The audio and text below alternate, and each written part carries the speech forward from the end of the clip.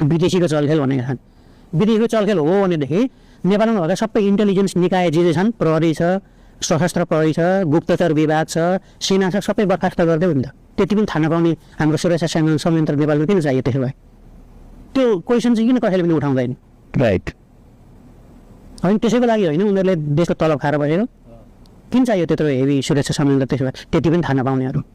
Main कुरा यहाँ के छ भने 23 गते केही भएकै थिएन, जे भयो 24 गते भयो। 24 गतेका लागि झ्याप्की झ्यापसम्म त हालिहाल, आतङ्ककारी नै घोषणा गरिहाल, 23 गते बिर्स्यौ भन्ने जुन भाष्य छ नि त्यो गलत छ। 23 पनि हेर्नुपर्छ, 24 पनि हेर्नुपर्छ।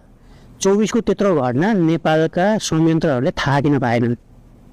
त्यसलाई बचाउन सकिन्छ कि सकिँदैन?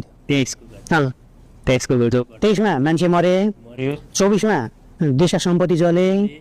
23 को घटना पनि कम गर्न सकिन्थ्यो, 24 को घटना हुनै नहुने स्थिति आउन सक्थ्यो यदि देशमा साँच्चै नै यो चाहिँ जसले जेको लागि तलब खाएर देशको सम्पत्ति खाएर बसेका छन् तिनीहरूले आफ्नो आफ्नो काम सही तरिकाले गरेको भएदेखि दुवै रोकिन्थ्यो।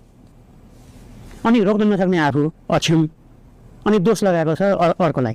विदेशीले गर्यो भनेको छ, यसले गर्यो भनेको छ, उसले गर्यो भनेको छ, भ्रम फैलायो भनेको छ। यदि केही पनि गर्न नसक्ने हो, जस्तो मैले देखेँ तत्कालीन प्रधानमन्त्रीले पनि र गृहमन्त्रीले पनि गोली हान्ने आदेश मैले देखेँ। होइन, मैले गोली हानेको भएर नेपालमा संसदीय व्यवस्था छ, प्रधानमन्त्री प्रणाली छ। संसदीय व्यवस्था र प्रधानमन्त्री प्रणाली भएको ठाउँमा प्रधानमन्त्रीले 1-2 घन्टा 3 घन्टा भित्रमा 2 दर्जन बच्चा मर्दैछन् भने थाहा पाउँदैन भने he is not a good fit for the prime minister. अब फेरि किन चुनाव लड्ने उसले? त्यसो भए के आधारले लड्ने? त्यो हो नि त क्वेसन।